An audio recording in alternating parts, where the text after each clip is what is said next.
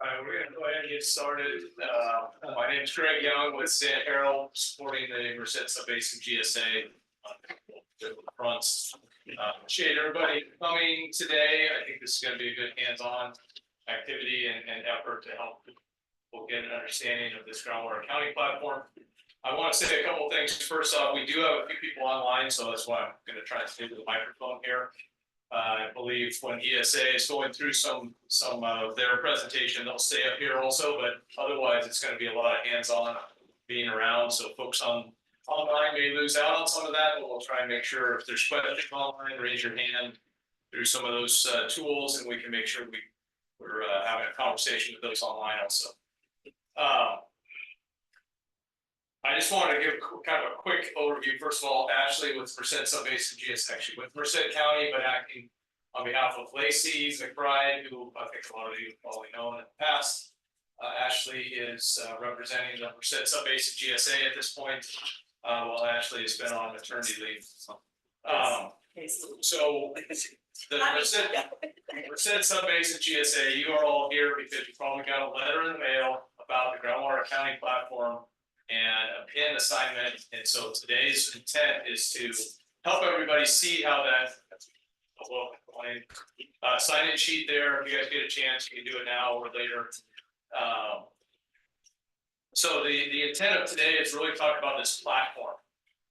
There is going to be a joint workshop tomorrow, actually also here at the Farm Bureau at 2 o'clock in the afternoon. It's going to be a joint meeting between the MSGSA board and the technical advisory committee, and that's open to the public, and that's a discussion about the groundwater allocation policy that was just released last Friday. That is available online, and that is what is going to be the functioning tool that help manage this GSA's area, get sustainability to be in compliance with Sigma, so that we can keep the state out of our hair. And that is going to start being implemented in 2026, so January 2026. So we're getting the policy out early so that it can get represented to the state of California in an updated plan that's due the end of this year, actually by January next year. So that plan is going to be able to represent what this policy is going to help us achieve.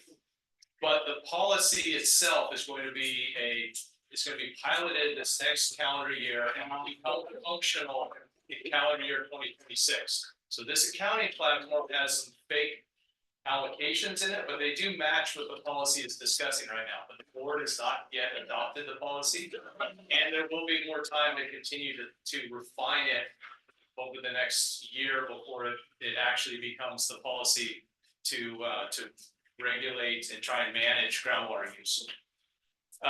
So if you do have questions on the policy or thoughts and comments on the policy, tomorrow's workshop is a great place to come. Also, the board meeting that's scheduled for July 11th. And then there'll be another board meeting with intended adoption probably on August 8th. So those are other dates to be able to come forward. If there's side conversation, anybody wants to talk about policy and any questions about the policy, feel free to grab me or Ashley, we can talk about the policy. Today's focus is really about this platform, which will help you understand how you're using your water, what your actual consumptive use is, and how that might relate to the portion of that consumptive use that might be coming from groundwater, and how the allocation of groundwater is going to be playing into that situation. So again, today is focused on this platform that is a tool. I know the team from ESA, Andrew and John, we're in East Turlock, we're up in East Turlock yesterday. East Turlock is going to be rolling out the same platform for their program, for their management of groundwater later this fall. And so they had a workshop with, I think you said 40 or 50 growers yesterday. So this is something that's getting used, the same platform in various places throughout the Central Valley, especially as it's starting to get rolled out and implemented as people are addressing Sigma compliance. So we're trying to use a tool that's got some universality across the basin where you might be farming in different places and have some familiarity. So this is not unique just to the GSA and what they're going to talk about. It is getting implemented elsewhere. It is a tool It is not the allocation policy. The allocation, it will reflect the policy, but it is not the policy.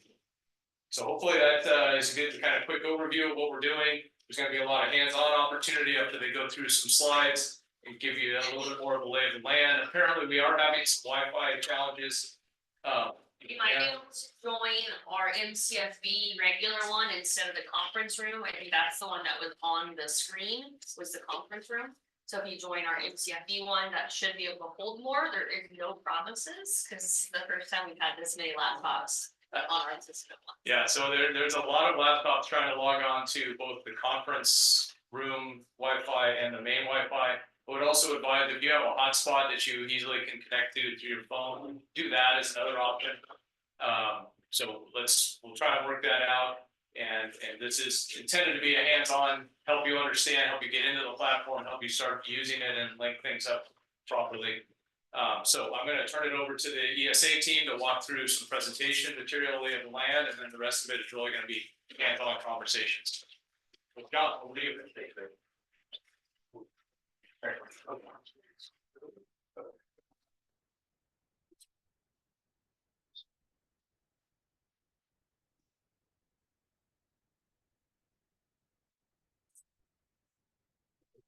Thanks everybody. Hi, I'm John Burns with ESA. I'm part of the team that has developed this groundwater accounting platform, which is used by GSAs across California to implement their GSPs and allocation policies. So there's an activity sheet that is reflecting the Merced Subbasin GSA's use of the tool. Ashley brought a number of handouts of that, so if folks want to grab it, you can. There's also a QR code to get to the PDF version of this activity sheet. So what I'm going to do today is walk through how you can create your user profile in this tool, how you can enter your water account PINs, which will connect you to the parcels that you either own or operate and are authorized to manage the groundwater supply and usage for those parcels. So a lot of folks should have the PINs that you got in the mail today. If you do, that's great. If you don't have your PINs, during the working session after the demo here, we can help look up your PINs for you to get you connected to your APMs. Okay, so I'm going to start in the platform here at groundwateraccounting.org/MSGSA. The first thing you're going to need to do is create your user profile. So scrolling down here, you'll see create user account, where you'll need to enter your email address and verify that email address by clicking the send verification code button. That's going to send a little code to that email that you'll just have to come back and type into the platform here in order to confirm your email address is one that you have access to. You'll enter your first and last name and your password, and then you'll be up and running to log into the tool. So how do you upload another thing? We'll get to the PIN piece. After you've entered your email address and created your password, you'll be able to enter as many PINs as you need. I think it's a good clarification. That's a verification code for your email address. That's not the PIN. That's right. I'm sorry, I'm sick today, so I couldn't be there in person. If we register with an email address, can we later change that email address? You'll need to. That's a good question. You can create a second account with a different email address and gain access to the same PINs. So multiple users, you're a larger farming operation or a family business where you want the kids and the parents to all have access to the water accounts. You can use the same PINs with multiple different water accounts. So just if you need to add a different email address, you can just sign up again with that new email address, and you'll be able to share your water account PINs with different user profiles. I can show you what that'll look like. Thank you. Yeah. One thing I should note is that for folks who operate in the Merced Irrigation and Urban GSA or MSGSA, they have a well registration portal that some of you might have been using over the past year. Are folks familiar with the MSGSA well registration process? Has anybody here had to go through that? Okay, so for you folks, you'll actually be able to use the same username and password that you used in MiaGusa. You won't need to create and verify your email again. We built that system for MiaGusa as a shared login, so that's just one thing to be aware of for folks who are operating in MiaGusa. As Greg said, we're also launched in the East Turlock GSA. So I don't recognize any faces here who were at the Turlock workshop yesterday. But if you did get it in for Turlock and already entered your email address, that would again be the same email address and password that you used in Turlock. Okay, so I'm going to go ahead and sign in with my landowner account here.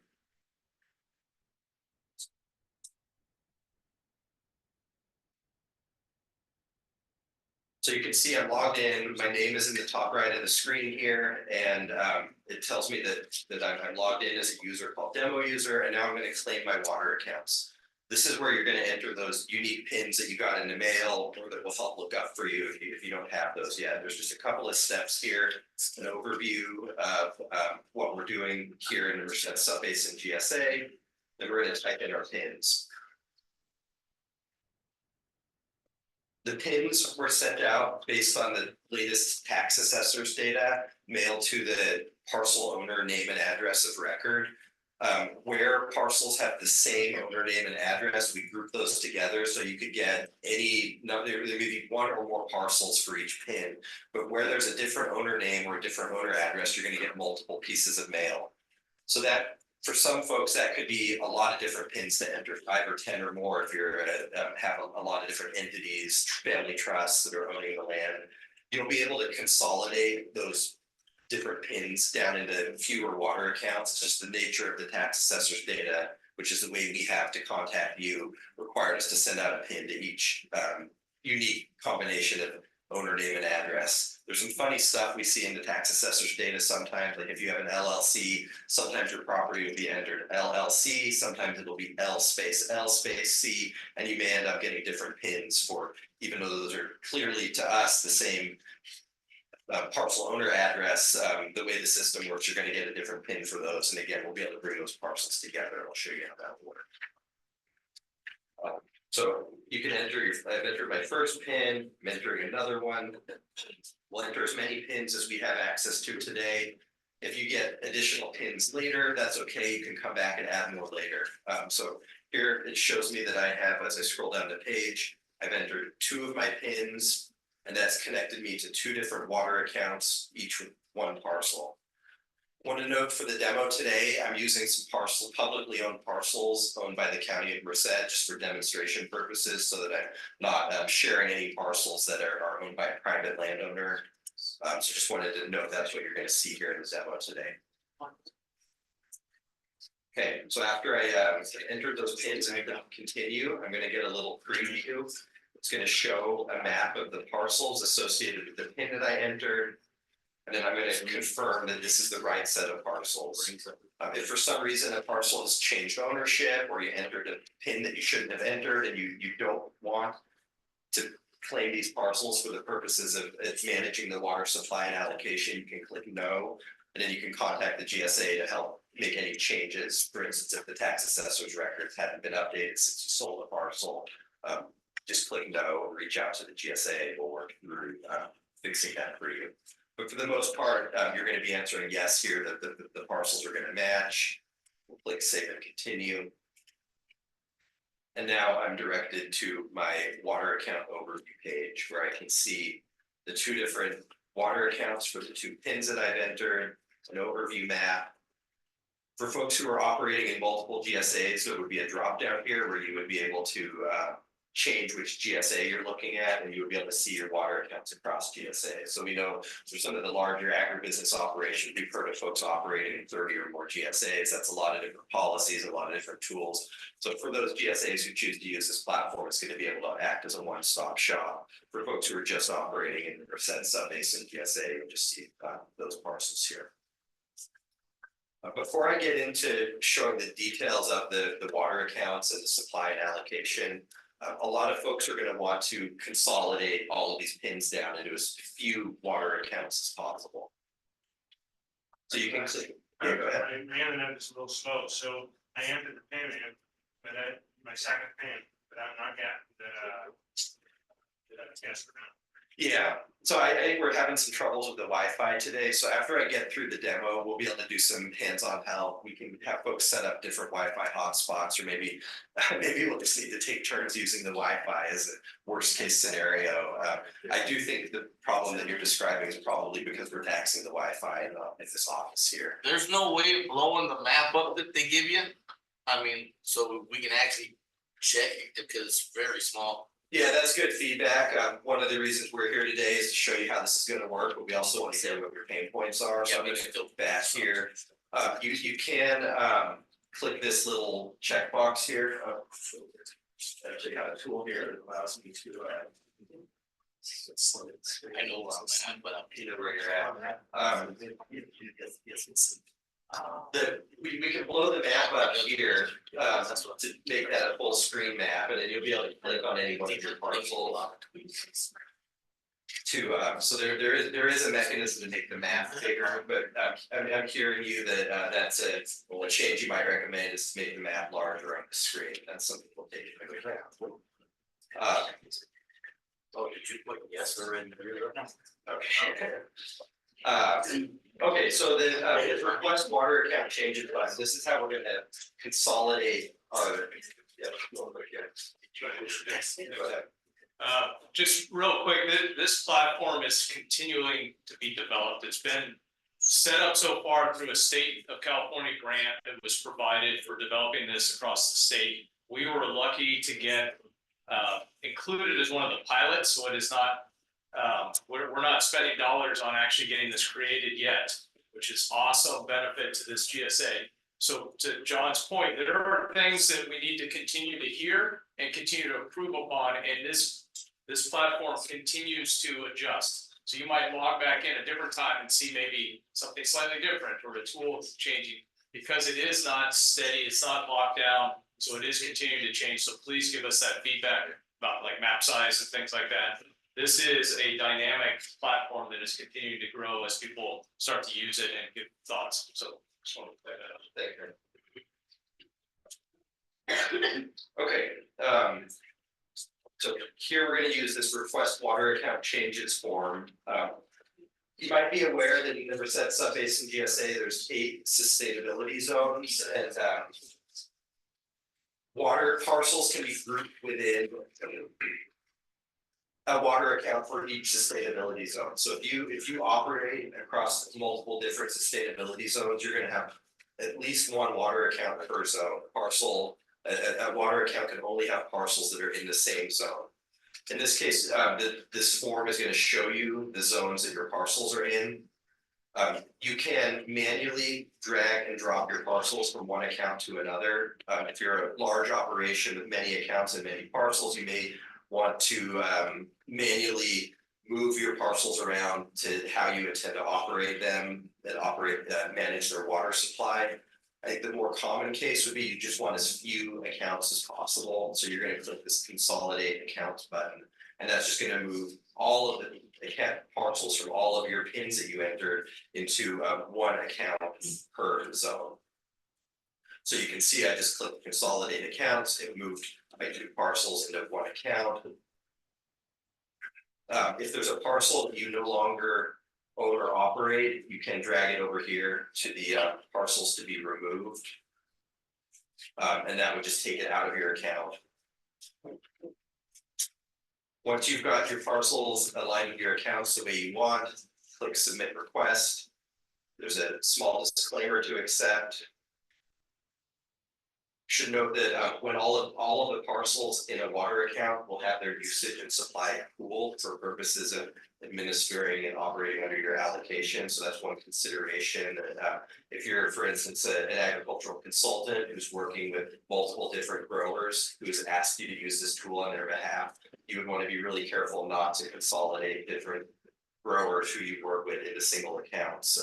Is that would have the effect of cooling the water. So I know some of the user types who we're supporting are those agricultural consultants who would want to just be aware. Go ahead. Is there a way to put next to your parcel number the way we ID it for our ranch? Yeah, let's, so we give you the ability to give a name to your water account. The parcels themselves, we don't currently have the ability to name the individual APNs, but the account as a whole you can name. So I'll be interested to learn if that's, if it worked for you, or if you need a finer level of naming for your, to kind of align this with your operations, that's really support. Okay, so I've consolidated my water accounts. You can see where I used to have two different water accounts. There's now a single account being displayed, and that has both of the parcels associated with it.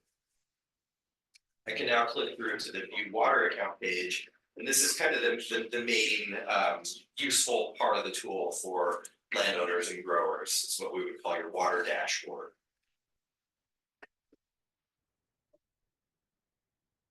So for folks who are following along with the activity sheet, we are now on page 5 of the activity sheet. What you see at the top here is the kind of the page controls, where you would be able to choose a calendar year for the data that you want to view. We've loaded historic data going back to 2020 for you to view, just for reference purposes and to understand how your consumptive use is being measured. I think Greg mentioned this, I can't remember, but the usage data that we're displaying here is being measured through remote sensing through satellites provided by the OpenET platform.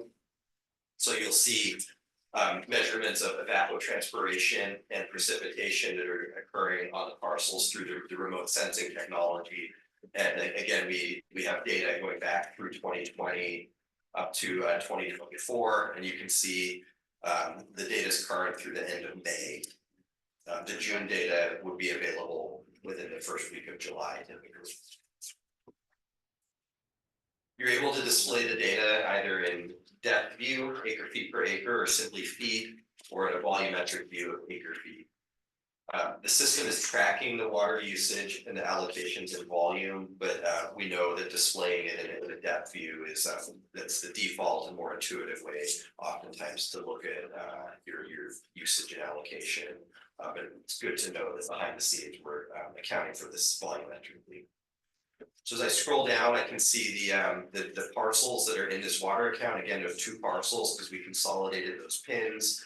And then there's the contact information for this water account. Here we see the example allocation. So as Greg noted, the policy is just released, not yet adopted, but soon this is reflecting the release policy that has not yet been adopted. This allocation in the policy that the GSA is contemplating is a 5 years worth of water that is available on a maybe I should ask Greg to speak to that. I think I could do it, but I think Greg would do it more eloquently. I think it's worth noting since we're showing the numbers here. Yeah, so the policy, by show of hands in this room, who's actually seen the policy or knows kind of roughly what it's trying to do? So a few people, so there's a lot. I'm happy to talk much more about it outside of John's discussion. So when they start working the room, helping individually, come over and talk to us. Generally speaking, there's an allocation that's going to be available per acre per year, but you can group that across all of your land, and then you can borrow forward up to 5 years. So it helps you kind of manage going forward. Now that allocation is going to get smaller and smaller over time because we are in our GSA, as has been written in the GSP that was adopted by this, or that was approved by the state. We are significantly overdrafted on groundwater in our portion of the basin, and we need to make a big change. It sucks, but it's reality. So this allocation policy is moving that way. This tool is going to let people start seeing how much change they may need to make and how they might be able to manage across operations. So it's trying to give as much flexibility, but it is a tool to help you track against an allocation. That allocation gives you essentially a 5-year bucket. So in 2026, when it starts, the end of 26, you will have consumed a certain amount of groundwater. That will get subtracted out of that bucket. And if the new 6th year or the 5th year out, so 2031 will get added, And you go into 2027 now with that bucket you're gonna work with, and it's gonna keep jumping forward. But that add in those out years is gonna get smaller and smaller and smaller. So you have a smaller reduced bucket over time. Happy to get into more details about that individually, but that's what you're seeing here, that 9 feet. You're like, wow, that's great, awesome. Well, that's 5 feet, 5 years of water right there. So that's not, you know, you might use it all in a couple of years, but then you're gonna be empty. So this is trying to help you with some transition time. So hopefully that helps a little bit. Happy to talk more with anybody. Thanks, Greg. Come on in. The next box we see here is the total ET minus precipitation. So this is the total evapotranspiration measured on these parcels, subtracting out the actual precipitation. This data is going to be revised over the coming year to start displaying your estimate of consumptive use. There's still some of the policy and science being worked out to determine how to account for precipitation, how to account for any surface water supplies that may be applied to the parcels in addition to the groundwater supplies. But this is moving towards the calculation that would ultimately show your consumptive use of groundwater. And then the balance being your allocation minus this what's currently a placeholder for consumptive use, but we mentioned the consumptive use. Scrolling down, we have a chart of the ET minus precipitation. What we're showing here is the data for 2024 through May. If I scroll back up and select a previous year, so we have a full record of data, we can see what that looks like when there's a full year. So in this case, the example that we're looking at for the 2 parcels that are in this water account is by December, there was about 2.7 feet of evapotranspiration greater than the measured precipitation. You can also look at that on a month by month non-cumulative basis. You can see in blue the current year that we have selected, 2023, and then the gray bars are the average of the. Yes. Hey, is there a way to see what the program assumes is being grown on the property and how that ET is calculated? The open ET system that is providing these estimates is made up of a number of different models that are put together in we call it ensemble of models. And I think there's 7 different models that are weighted for this region, and 6 of those models don't depend on the crop type, and 1 of them does, is my understanding. That is not something that you could readily see here in the platform that I'm sharing today. You can go to the Open ET portal, that's etdata.org, and see where this data is being sourced from, and there would be some information there on the specific field boundaries and crop assumptions that are being entered into that platform. Okay, thanks. Great. Just as a quick added note, the remote sensing tool, which is going to be one of the primary ways to help track. There's also going to be options to use meters or some other sources that will be available, but remote sensing is agnostic of what's growing on the ground. It's actually measuring consumptive use, regardless of whether it's trees on the ground or sugar beets or tomatoes or whatever. It's process that's been developed over several decades now. Doesn't care what's growing, it's measuring essentially the amount of water vapor that's coming off of whatever's on the ground. It's associated ultimately with what you're applying to that ground to allow that transpiration to occur. So we don't need to know what's happening. And in fact, even OpenET uses Department of Water Resources land base acreage coverage, and they're wrong often. It'll say you're growing X and you're like, no, I'm not. So we really don't care, and I don't want to get caught up in that, but we're able to understand consumption regardless of what is actually growing and how healthy it is or not. The system of question. How can you have let's say 20 inches of consumption on ground that never gets there? So the consumption that you're gonna see in some of those, so there are some anomalies that we're still continuing to work out, but generally that should be representing the stuff that's happening from the effective precip.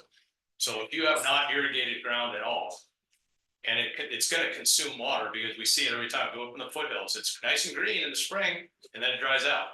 Well, there's consumption that's occurring all because of rain. Same thing happens in your fields, whether you actively irrigate them or not.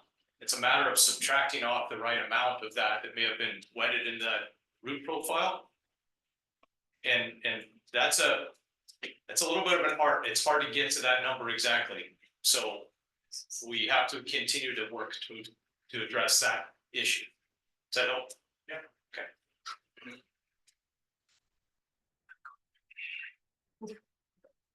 Scrolling further down the page, we have a table here showing the specific measurements per month that are being used to calculate the actual consumptive use. So here we see the actual values of evapotranspiration and precipitation that are being measured. You can look at this for the account as a whole, or we can swap over here and look at this parcel by parcel. For folks who are interested in diving into the data and understanding the assumptions, this water measurement table will be useful to you. We have buckets for surface water delivery or recharge credits that may be applicable. As I noted earlier, we're still working out, the GSA is still working out the policies and source for the surface water data, which is why we're presenting the ET minus precip and not claiming that that's the consumptive use. We're not yet accounting for water in these surface buckets. Greg also mentioned that the precipitation that actually falls and the effective precipitation, that policy is still being developed. You'll see the individual measurements and the assumptions that back up those measurements in this table. So if I'm understanding you correctly, then the surface water, how to enter that bucket will come at a later date. That's correct. Scrolling further down the page, we get into the example groundwater allocation or your available supply. I recognize I'm on the year 2023, so we're showing these allocations as being empty. I'm going to scroll up and select 2024, where we had that 9 feet of water. Scrolling back down, here you can see the different buckets of allocation that the GSA is considering, what's called the sustainable native yield, and then the additional pumping allowance for the current year, and then the remaining in the 5-year bucket that Greg described. So that 9 feet of water that we're showing for the example for 2024 is made up of your current year allocation for the sustainable native yield, the additional pumping allowance, and then the remaining amount from the opportunity to borrow forward from those 5-year buckets. So we wanted to kind of break that out here so that you would give you a means to understand that how that 9 feet of water, which is a lot when you're saying 2024, is actually coming out of that 5 years bucket. It's actually quite flexibility to your operations. So that's the main information to highlight on the water account page. The account activity is another page you can select over on the left here. Here we're presenting, call this like a bank account view of your water account, where we're kind of trying to model this after your online bank account, where your supply that is allocated to you is a deposit into your account, and then the usage that's measured on a monthly basis is a withdrawal from your account. So here you can see the total balance of water and how individual transactions are taking water out of the account as measured by OpenET, how water is being put into the account through the allocations of supply and show the positive balance. How'd you get to that page? So on the left-hand side where it says water dashboard, there's this account activity view. Put that on the left. This is kind of the high-level view. There's this all transaction page where if you wanted to pull this out into Excel or another tool, you could see it in a more data-dense format and pull it out into Excel or another tool. And similarly, we can look at this from a volumetric view or view.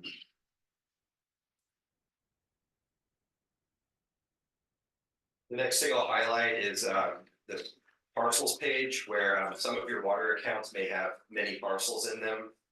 You can click on any particular parcel in the map. If you have dozens or more parcels, you may prefer to look at that in a tabular view here. You can click on one of those APNs and you're taken to the parcel detail page, where we're going to show information on the sustainability zone, the any water agency that you're associated with, the land use classification, and the owner of record on the tax assessor's data. And then we can also scroll down here and see the water measurements in a charted view for the full period of record, parcel by parcel. So here you're seeing the green lines are that seasonal ET signature going off in the summer, down in the winter. The blue line is the measured precipitation, typically peaking in the winter months and none or very little in the summer months. And then the ET minus precip here being labeled as the consumptive use in the purple bars.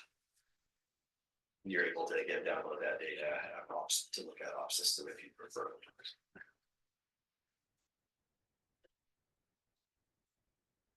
I think the last thing I'll highlight in this overview is if I go back to my water account, I can click up here on the water account number. Is there's this manage water accounts link. If I click that on the left, I'll see the contact info for this water account. If I wanted to give it a name for the question earlier that reflects my farm operations, I could name the water account what you would like to see it called to make it familiar to you. As I said, right now we only allow you to name the accounts and not the parcels, but we could allow assigning a grower name to the parcels, something we might consider adding when we hear from other growers. So that's something that would be important. And then here under the user permissions, if you're the account holder, you can, rather than sharing your PIN to a family member or a business partner or a consultant who you work with, you can grant access to your water account to other users by just entering their email address, and this will send them an invitation to use the tool and have access to your water accounts. You can make them an account holder, which means they could invite other users and you can change the pooling decisions for your water account, or you could set them up if you wanted to invite somebody as a viewer where they would just be able to see the data but not make any changes to it. You could invite other users to the tool as a viewer. And that's a functionality that you as an account holder who's entered your PIN would have the ability to manage here. How to get users the account, does that person have to make the account first? You can enter the email address for that person, they'll receive an invitation, but then that person would then need to create a username and password, but once they enter their username and password, they would have access to the water account that they were invited to. That could be a convenient way to bring in better business partners, et cetera. So that was the key features I wanted to highlight in the platform today. So we're going to take some time for any additional Q&A. After the Q&A, we'll end the Zoom meeting, get into kind of a help session where we can look up water account names for folks to help create your accounts or just answer questions about your own specific parcels and water accounts.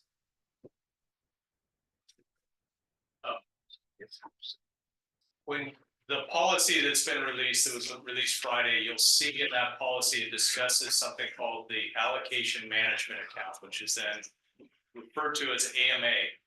And that allocation management account is this account that you have in each zone. And one of the things that we're also trying to accommodate is if you are leasing a parcel from somebody, or you are leasing to somebody and you're going to share parts of your allocation, we've considered how those policies will, how that sharing of allocation will be occurring. So when you look at the policy and you understand this AMA, it's about this account. So as an example of what John just showed, those two parcels, if one of those gets leased to someone, at least to me, John's going to want to give me some allocation with that lease, or maybe not. He may want to hold it all hoard it for himself. But we as the GSA need to know that, so that now my account that's going to reflect this other parcel, it's in my AMA, It's gonna be showing up in my account this way, we can allow that to occur, and the allocation that comes with it comes forward into my bucket. So when you look at the policy and you understand when it talks about the AMA, that AMA refers to setting up an account in this platform and then how you manage that account and how we're gonna track and monitor against that account starting in 2026. So trying to create a little bit of a linkage there to the policy. Greg, I got a question. So if all our parcels are in the same zone, we only need one PIN number? Can we do it all under one PIN number or? This is probably a question to John as much on from the standpoint of managing. If all of your parcels are in one area or within one zone boundary, yeah, that can all just be one essentially farm. Okay. That you manage that allocation bucket however is best for your situation. And allows you the flexibility to make changes in field operations and what you're growing where, and you might be aging out some trees and you're gonna remove those trees and you're gonna then start growing, you got some younger ones somewhere else, and however you're managing that, it gives you that window and that opportunity to manage versus parcel by parcel where you're very locked in. And then the bucket that for us to put surface water, is that like 6 months away or 6 years away of development? Cause it's important for No, people. it absolutely, so that's a great point, Mike, I appreciate you bringing that up, so this account, there's going to be, it's not shown in this version. I don't think, unless you can show where it is, but there's going to be buckets that you'll have to give us information associated with for surface water, for recharge credit, there's gonna be a policy about that, there's gonna be seepage agreements. Maybe you have an MID contract supply, maybe it's a water right you have in some manner. We're gonna allow and have all of those as additional buckets. This allocation right now is just groundwater. Anything else you might have is gonna be case by case. That will be available there, and you as a grower will say, I'm using this source this year, I'm not wanting to tap into my allocation, I'm gonna carry that forward further. Or 50% of my use was from my surface water this year, here's my contract that shows that I can have that water. And we want to accommodate all of that to help those other sources be management tools. Right now, it's not going to show those buckets are going to be available before any of this becomes actually implemented. So it'll be sometime in the next 3 to 6 months, we'll have those things built in. Does that help? Yeah. Okay. A question, when you're talking about the water account. That is gonna be, the allocation is gonna be shared between, all of the operator management. Is it better to combine them all, or is it better to have separate water accounts for the groups of fields that are smaller, still same operator, but have the same type of water management, like a micro districts, a drip versus flood? I'm trying to determine how do we set up the account, or set it up for all of them that an operator has, or just a number of different fields that are managed different. So it's a great question, Bob. I think one of the things to recognize is you start seeing some tool like this, you start thinking that maybe this is actually a way to do irrigation management and other things that are important to your operation. This tool is really geared towards monitoring and understanding the use of the groundwater allocation, so we can show the state we are doing what we are being forced to do. And that's what this tool is mainly about. So from your operation, you can operate them, group them all together, regardless of whether that field's flood and these two fields are drip. It's just one big bucket. We're gonna see the consumption on all of it, look at it all together and say, hey, yeah, you're well within your allocations and you're, good, keep going. It's not, if you wanna separate them out, but that might result in you finding one field is overusing and you suddenly have an overuse issue, which potentially could lead into penalties that you wouldn't have if you brought them together. So I can't answer that for each of your operations, but probably the more the merrier. But that would seem problematic if if you have very different water management in certain areas and you wanna refine. Just exactly how this remote sensing is operating. If you're gonna group everything together, you can't drill down on the accuracy of all of the things that go into the remote sensing. Well, so as John showed, and you can go back and show this, you can go pull down each of those parcels. They're all in one account. You can drill into one parcel, see what that parcel is doing and how it's being represented as remote sensing. So if you're, let's say, two side-by-side fields and you're operating them with different management technology and techniques, and maybe they're both microspray, but you're deficit irrigating this one a little bit, and you're testing out what it might do to yields. You'll be able to see both of those signatures from both of those fields individually and separately to say, hey, actually, this management method is going to help me. I'm not having to hit on yield, but I'm reducing my water use. So that is still available. You drill into each one of those fields and you can look at that signature for each one of those fields. But also what I'm hearing you say is if you are going to be sharing your surplus allocation between all of the parcels that the operator has, you've got to group them all together. Is that what you're saying? I'm saying from the standpoint of the GSA, you know, and I know that the vision really basically is Big Brother sitting here watching over. We're saying, are you overusing what's available to you at the groundwater allocation? You having more flexibility of more of that water in one bucket gives you more flexibility to say, I'm well within the bucket. The tool, I think, gives you the sense of testing out different management approaches, different technology, and how that might affect your use. And you might then adopt some practice more universally that ultimately also helps you manage within available supplies. Is that? But kind of also to answer my point there, if you're going to share a surplus allocation between all your parcels, you need to put them into one account. I think that's probably better. We don't have to, it's a personal preference. Yeah. No, you don't have to. It's a personal preference. No, but I'm just You're saying. probably advantaged to do so. If what you're looking at is being able, you're in the same zone.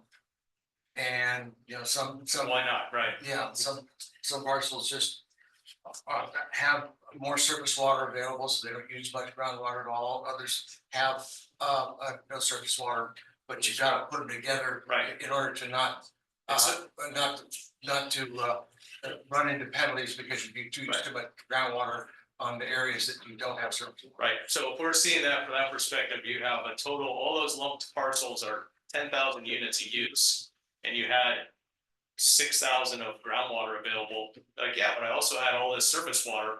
Well, we'd rather have you look at it in holistic than say, well, this one overused groundwater and you can't point surface water to it. And that creates a weird situation where we may have to address some sort of constraint or penalty.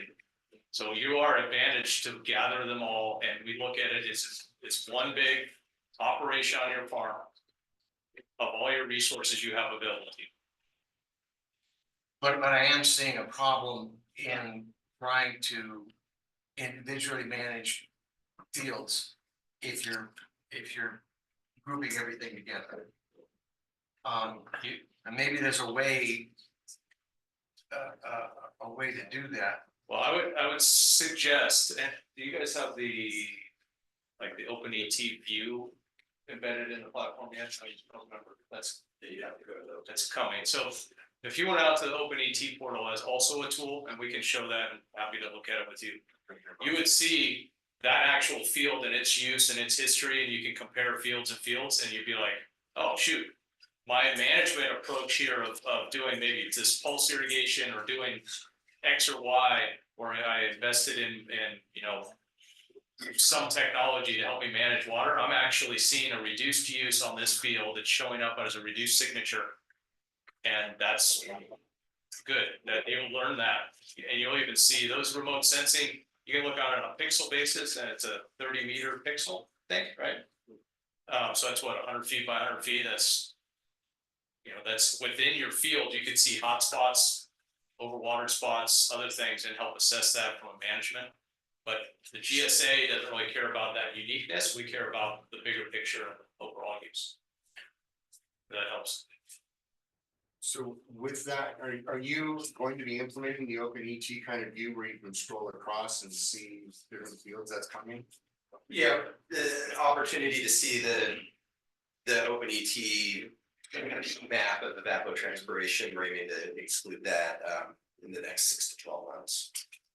Is it really nice how they have it presented where you can just scroll across and see each field when you're trying to compare two fields? So it's Absolutely. coming in that regard, that's awesome. Just so everybody understands that this open ET is a separate website than this groundwater account platform, right? That's correct. OpenET is a data provider that is being used for the GSA's policies to feed the accounting platform, but it's a separate product, a separate website, etdata.org.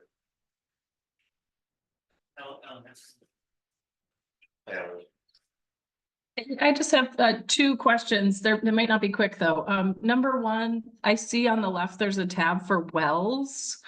What does that mean and how will that be used? And then my second question relates to your description of leasing land and including a leased parcel in your account. Will this platform kind of be operated like a trading platform where you can add parcels that you don't own as long as you have some agreement that you can use that water allocation? And if that's the case, like how will that be managed? Alan, great question. I'm gonna take that second one first, and then John will talk about the wells piece. The policy is being set up that if you are going to either be a leasee or a leaseor of property or in a sale and the potential to even transact or transfer some allocation within a zone, that all we need to know from the GSA's perspective is what parcel got shifted from your account to my account and how much water may have come with that.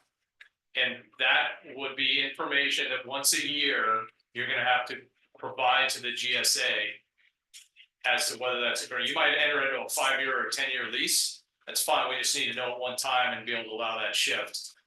But every year there'll be a window to be able to inform any kind of lease action where somebody else is now going to be managing that property, but they haven't sold the property. So, Okay, and what if that is it's just a purchase of the water allocation? Is that gonna be treated the same? there's a section in the policy written about transfer of the allocation, and so that is going to be allowed within the zone, and the GSA just needs to be informed of certain things. So we don't inadvertently say, hey, you're way overusing, or somebody else says, and you're like, well, I did a transaction with my neighbor or somebody else in my zone. We need to know that so we can make sure we're accounting for that. So there is something in the policy written about that. I want to say 1.7 gets into those sections. I'm looking at Adriel, who's helped write a lot of this.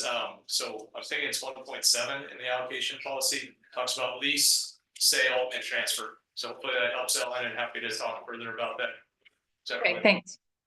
And John's take your first question. Yeah, good observation on the well section and the navigation on the left. Some GSAs have opted to use this platform for well inventories and well registration workflows. Notably, the MSGSA, Merced Irrigation and Urban GSA has a well registration policy. So for growers who operate in different GSAs, you would be able to use this tab to see any wells that you've registered in GSAs who have that policy.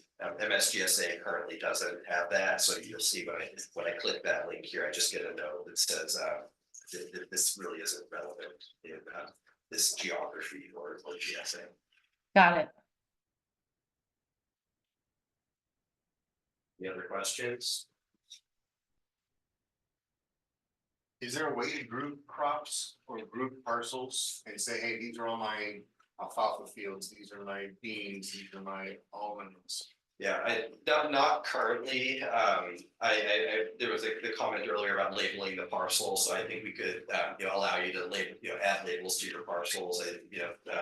Sounds like that would be something we should add to our. I see there being benefit for certain growers to be able to log in and say, I want to see what my alfalfa fields are doing. What are my almonds doing? Yeah. And you got me benefit. Yeah. Yeah, we're really wanting to make this as useful as it can be to the growers. We know you guys are going through a lot of pain under what's required of you under SIGMA, so little things like that we can do to make your life easier. Put those to the top of our queue. Appreciate that. Can you change your groupings? You know, or is, once you put it in there, that's it? Yeah, you can change your groupings, you know, through this request water account changes form. Once once you've removed all the parcels from your account, it goes away. You'd have to work with the GSA, but for some reason you wanted to split it back up. You know, we generally think that consolidating is gonna be the more common thing that growers wanna do is, you know, the Bob's question is gonna be a lot, give you more flexibility, have more parcels in an account. If you did for some reason need to split them up because you didn't wanna pool the water or the operations changed. It's not currently self-service to do that, but we could add an account and work with the GSA to. I mean, you know, just trial and error, figure out what you really wanna look at and not look at or need. Yeah. You know, put them in individually, and if that doesn't work, to get the advantage of using all the allocations together, Yeah. or if you really didn't want it that way. Okay. A great question, great observation, and part of the reason why we're rolling this out now. So you can be looking at this tool while thinking about the allocation policy and how it may start to affect your management decisions and your farming operation decisions. So we can, as John was mentioning, while there's not an easy just, hey, I want to separate it back out. Let the GSA know, we can work back and get that separated back out and then let you come back in and do those pieces. But these are the things that during 2025, we want you kind of playing with a little bit and saying, oh, hold it, if this is a dummy allocation, but it really is mimicking what ends up getting adopted, this is gonna help me start to see how I might wanna manage. And so grouping it makes sense, or separating it out might make sense. So this is really a piloting phase, why we wanna get this tool available to you, why the allocation needs to be out there to start thinking about, without it saying, okay, hey, you know, in 2 months, it's on, right? We wanna try and give the growers as much time as possible to deal with this. So hopefully that helps. Basically, whatever way you group it when you first set it up, that's what it's gonna be, but to change it, have to go through you. Yeah, contact the GSA and we'll try and get it changed as quickly as we can to help you. Okay. What do we do when parcels don't line up with our field boundaries? You got two parcels next to each other, but I farm the field differently than the parcel layout.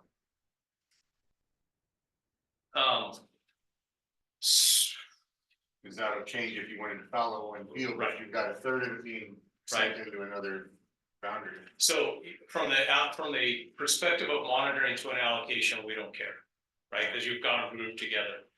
From the perspective of you seeing maybe what's happening on that field, this is where it's over into the open ET has a field view or what they call the raster view, and the field view generally is not APN based, it's more field based. Right.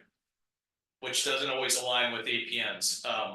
We recognize this is an ongoing challenge. I know some other places up and down the valley that are dealing with allocations. They created something called a parcel field.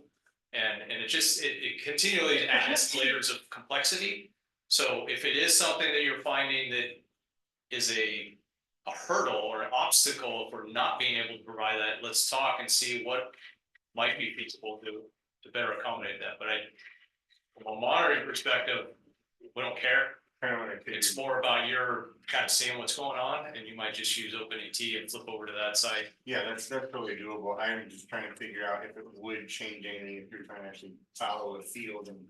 If certain growers wanted to see that box be a little bit better, Right. Without looking at because you know, if you've got hundreds of parcels, you know. Right. It's all gonna blend together, it's not gonna matter, but you might want to see that difference. Yeah, and in reality, if you go into that parcel and it's a third of it's growing because it's tied to the field on the other parcel. Right. And a third not, and you look at its details, you'll see a much lower ET signature compared to historic, but it won't be zero because a portion of it is still farmed as part of the field that's connected to the other parcel. Exactly. Yeah, and I think there's only so much these guys can Totally work out, but get to the point. See what we can do. What are the geographic restrictions or limitations on combining parcels? So the GSA has defined sustainability zones. You may have seen that. If you're familiar with the sustainability zones. So the combining of parcels has to occur within the sustainability zone. So if you're farming in multiple zones, you're gonna have a unique account in each zone. There is the opportunity, but fairly limited, that if you're up against the zone on either side of that boundary and you are the operator on either side, you might be able to do what we're calling kind of an owner to owner transfer. So it's a within your own operation transfer across the boundary. So right now, all of your grouping has to be within the sustainability zone. And other than that, you don't have to be contiguous, it doesn't matter. No, you're By right, mile. exactly, within the zone, because think of it from the perspective of trying to manage from a groundwater standpoint, we're trying to reverse the overdraft and especially in places where it's really severe, and start bringing it up. The zones kind of represent hydrogeologic areas that should have some relationship. I don't care whether you pump there or 3 miles away over there. The zone is gonna see it the same. So if your farming operations are separate, okay, fine, I don't care. There's no east to west flow or any of that going on. What do we really know? I mean, a lot of it is best guess, best understanding, so the zones are trying to represent that. There is east to west flow that's happening, but it's also takes long, years for some of that to occur. So we're gonna continue. I think the other thing to recognize is the policy is set up that it is going to be refined and revisited as more data comes in. It's the 2030 update of the GSP that has to get submitted. So one has to get submitted January 2025, has to be given to DWR. They're gonna look at it again and say, hey, yeah, Merced Basin, which would be our GSA, Viagusa, and Turner Island, are doing a good job. We're on board. We're gonna approve their plan and essentially leave us, other than reporting annually, leave us alone for 5 more years. That's ideal. That's what we want to do. That's what we're reporting. That's what all this is helping us illustrate. Then in 2030, we have to do it again. So January 2030, we have to give another update. It's going to be represented with more data, more understanding. This allocation will be implementing by that time. And we may have shifts that will start to happen in how the policy is implemented because we know more about what's going on. That might change the zone boundaries, possibly. So, we're trying to give as much certainty, but also give flexibility to implement something that the state is saying, you guys got 20 years to get to sustainability. And we don't want to end up like Tulare Basin right now, where everybody's getting, everybody have to enter the state's account dashboard and start paying money to the state to manage their GSA. Anybody's tracking that, you're spending a bunch of money giving it to the state. Greg, if we have lands in this PIN number that butt up to our MID ground, MID is not allowing us to share buckets today, right?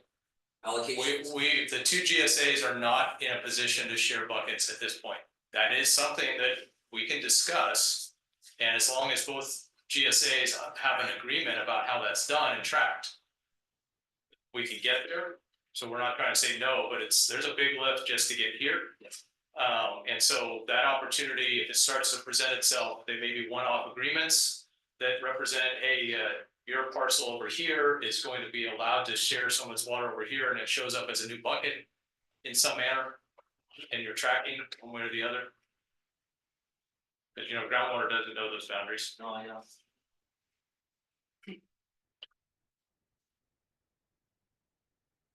So.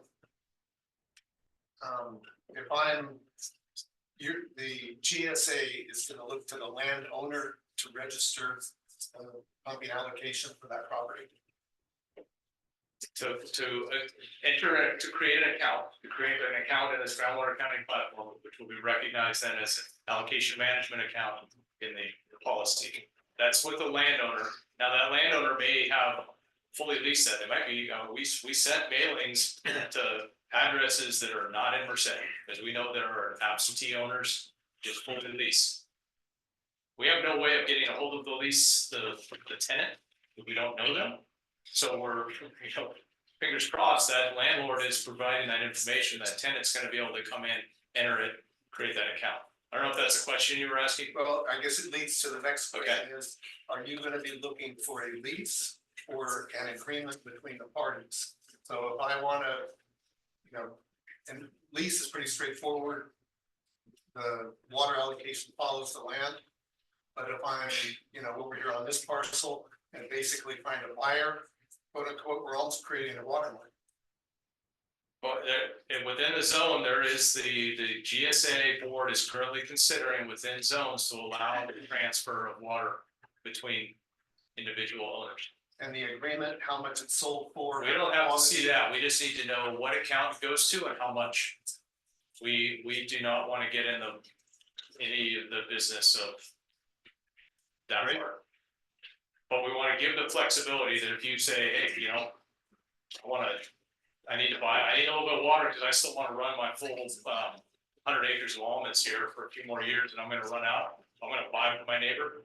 Great, let's make sure we can accommodate that. But we don't need to know anything about the details beyond who it came from and how much. How much water, not how much money, how much water.